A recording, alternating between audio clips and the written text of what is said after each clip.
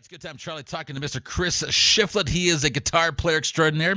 Played with many bands, including his own, but some maybe more famous than others. For example, a little band called the Foo Fighters he is currently with right now. But please help me in welcoming Mr. Chris Shiflett. How you doing, man? Hey, I'm doing good, man. Thanks for having me. Yeah, of course. You're coming to Bozeman on March 27th at the Eagles Ballroom. I love that place. It's got a nice creaky wooden floor. We do stand-up comedy shows there.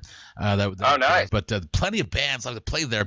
Currently, you're the guitar player for the Foo Fighters. How did that come about? Yep. I joined Foos back in like the summer of 1999. I had heard that their guitar player had quit, and then through a couple people I knew, I got my name thrown in the hat, to go audition, and that was that. Yeah, it's been 17 plus years. Wow. So was Pat Smear the guy that recommended you?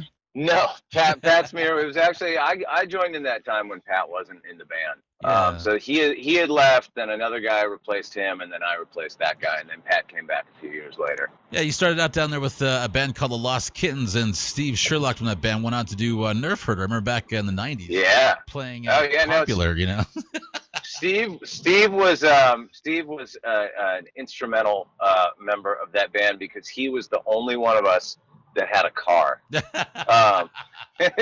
You got to have at least one. Believe you me, my girlfriend was sick of driving my gear around. Right. Yeah. And not only did Steve have a car, but his mom owned a Square Dance apparel store. Oh, there you go. And we were like a glam rock band, and we would raid his mom's store and get like frilly scarves and goofy stuff and cowboy ties and all that stuff. So yeah, it was good. Right. It was like that might have been my accidental entry point to country music. I was just going to say, because you're also, when you think about like location-based influences, like for example, CCR, many people think there might be from Louisiana, but they're from North California. But they have that band like, we want to play this style of music, and that sort of thing. Yeah. But you're very squarely locked in Southern California. You get some of that fun rock that goes on, mix it with some of the honky tonk and sure. swinging country music. And of course, you were. Are you still with Me First and the Gimme Gimmes? Yeah, Me First and the Gimme Gimmes is an interesting thing because we've been a band for a long time. It's always the same group of guys when we make records, but it's an ever shifting cast of characters when that band goes on tour. Most of the time, it's my brother Scott is playing guitar with them. Because I like Me First and the Gimme Gimmes. Love their country. Oh yeah. That was a fun one. Not the countryest of country albums, but, right, exactly. I just love the punk take on it, which when you switch up genres, that sort of thing. Yeah. But which you've done yourself, just kind of bounce around that sort of stuff. And I see you've got a new album coming out, and I just heard your latest single because Rolling Stone released this story and had about you, and also had that people listen to West Coast Town, which it's got a nice little swing to it, man. It's pretty cool. Oh, nice, man. Yeah, and I wanted to have a couple of shuffles on the record, because you don't hear enough of that anymore. Right, yeah, exactly. I mean, growing up in northern Montana and northern Alaska, we appreciate a good shuffle about, Oh, nice. Yeah, right. And of course, my record's not like my record's like a straight ahead country record or anything, but I do love country music, and it's a huge influence on what we did making this record. But there's a lot of it's kind of like all my favorite stuff all mixed together, Right, and you got some talent producing it. Dave Cobb, he's no slouch. He's done stuff for Chris Stapleton and Sturgill Simpson. Those are prestigious acts that are getting some good press lately, and of course they're talented as well. Dave was amazing. He was really just a great producer to work with, and I've been a huge fan of the records that he makes for a long time. So I actually went out there to interview him I do a podcast called Walking the Floor. Yeah, and that's how I met Dave.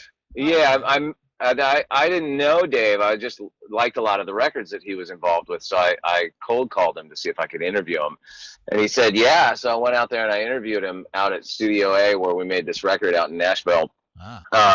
And that was really the catalyst for me thinking like, oh boy, I gotta see if I can get that guy to produce my record. And then he agreed to that too. So, it was a lucky break. But he was amazing. I mean, him and all the guys that played on it in a lot of ways. You're coming to, speaking of tour, March 27th here in Bozeman and March 26th in Missoula, man. You got some great crowds coming up, and definitely people will be appreciating your style and everything. And anything new on the horizon with the Foo Fighters going out on tour? Any albums coming up soon? Yeah, we've got a bunch of gigs this summer. Most of them are in Europe, festivals and stuff like that. But we'll be back at it. Yeah, I know that Dave Grohl is big fans of Tenacious D, and we just had Kyle Gass here a couple times in the last couple of years perform at the ballroom. So you have some cool little history there as far as some people you crossed paths with in the past. I was thinking about it before I called you. I don't think I've ever played in Bozeman. Oh, really? Have you played around Montana before? I've definitely been to Missoula, and I believe Foo Fighters played Missoula a few years ago. But that's right. I don't feel like I've ever played Bozeman. So I don't even know if I've ever been to Bozeman. So I'm looking forward to it. Yeah. Well, they call it Little California, or they call it Little Portland. It's a very bohemian band. People are cool and laid back and groovy, and you'll find a great audience here. That's why cool. That's why I love living here. So I'm looking forward to it, man. Chris Shiflett, thank you again for giving us a call, and we'll talk to you. We'll see you on March 27th at the Eagles Ballroom upstairs. Right on, man. Take care.